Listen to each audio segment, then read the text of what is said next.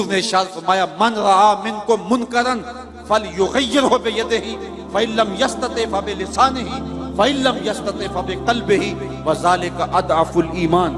فرمایا تم میں سے اگر کوئی شخص برائی ہوتے دیکھے تو وہ ہاتھ سے روکے، ہاتھ سے نہیں روک سکتا تو زبان سے روکے، یہ طاقت بھی نہیں ہے تو پھر دل سے برا جانے، اور یہ سب سے کمزور ترین ایمان کی علامت ہے.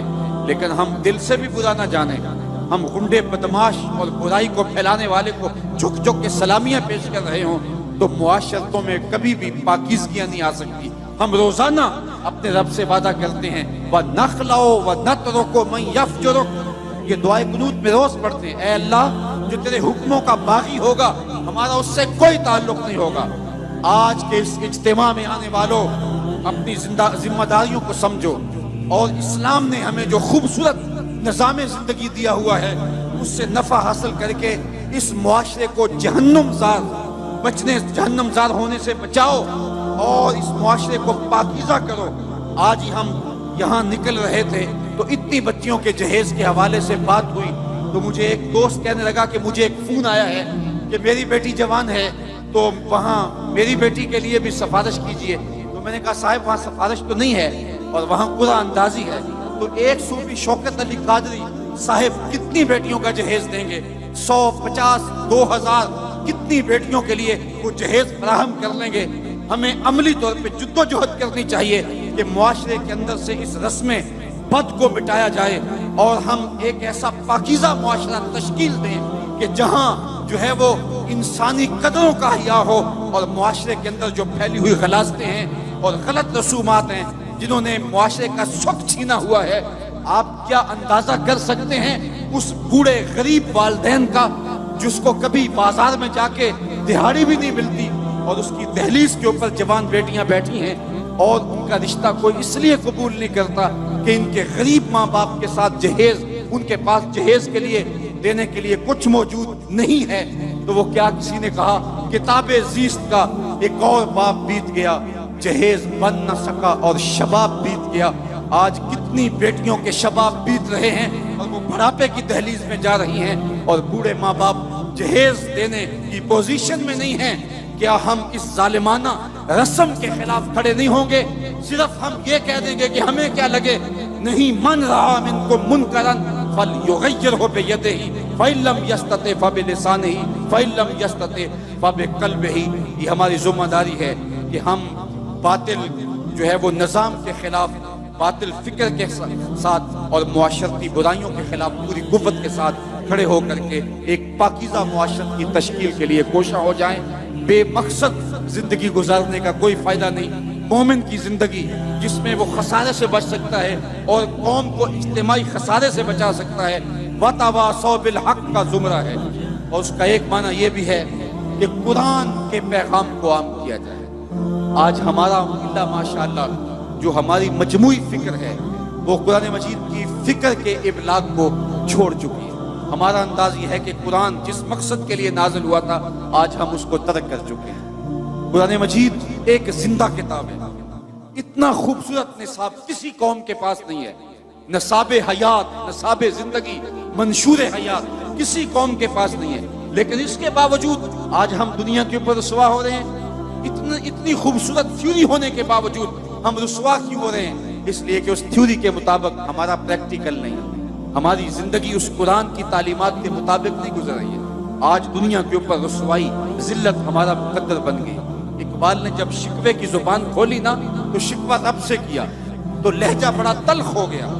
تیرے کعبے کو جبینوں سے بسایا ہم نے، نو انسانی کو غلامی سے چھڑایا ہم نے، صفائے دہر سے باطل کو مٹایا ہم نے، تیرے قرآن کو سینوں سے لگایا ہم نے.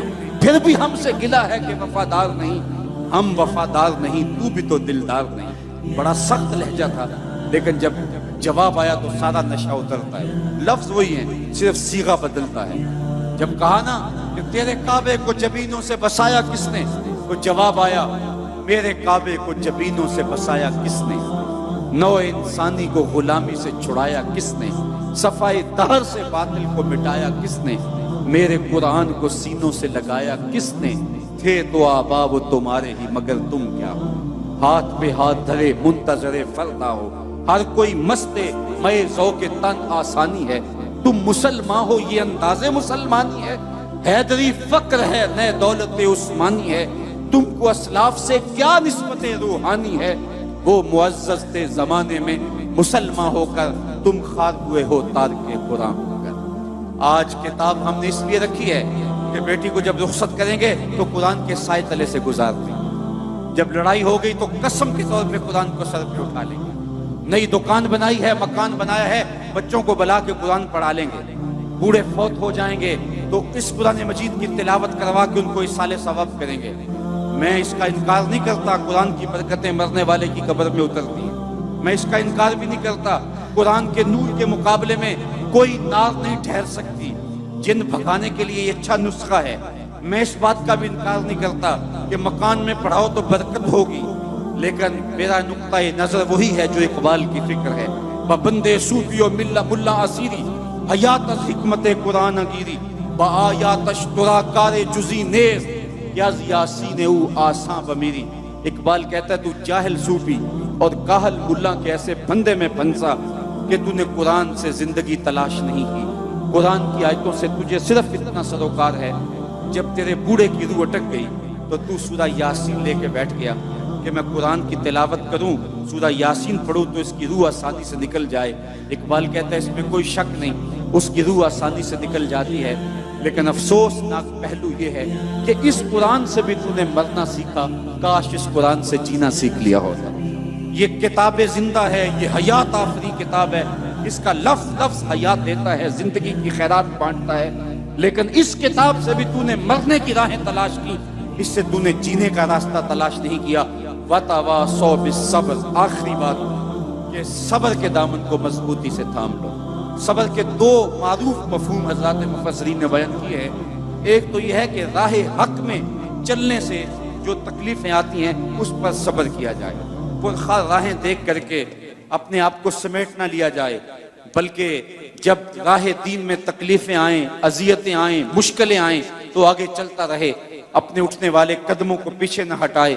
تو راہ نورد شوق ہے منزل نہ کر قبول، لیلا بھی ہم نشیں ہو تو محمل نہ کر قبول۔ جتنی تکلیفیں راہ حق میں پیغمبروں کو آئی ہیں اتنی تکلیفیں کسی کو نہیں آئیں۔ میرے اور آپ کے آقا و مولا حضور نبی رحمت صلی اللہ علیہ وسلم نے ارشاد فرمایا جتنی تکلیفیں مجھے ملی ہیں کسی رسول اور پیغمبر کو نہیں ملی ہیں۔ تو اس راستے کے اندر آگے چلو، دکھ آئیں، تکلیفیں آئیں، راہ خدا کے اندر اذیتیں پہنچیں، ان کو برداشت کرے، سینے سے لگائے۔ حضرت امام رازی نے لکھا ہے کہ مکے سے لے کر طائف تک 70 ایسے نبیوں کی قبریں ہیں جن کی وفات صرف بھوک اور پیاس کی وجہ سے ہوئی ہے۔ آج میں اور آپ دین کے لیے کوئی تکلیف برداشت نہیں کی، خام خواہ کہتے ہیں کہ دین کے اوپر چلنا مشکل ہے۔ پہلی بات تو مشکل ہے ہی نہیں، اور دوسری بات ہمارے لیے کوئی دوسرا آپشن ہی نہیں ہے۔ صبر کا جو آخری مفہوم حضرات مفسرین نے بیان کیا ہے وہ یہ ہے کہ دنیا کی زندگی میں چلتے ہوئے کبھی دکھ بھی آتے ہیں۔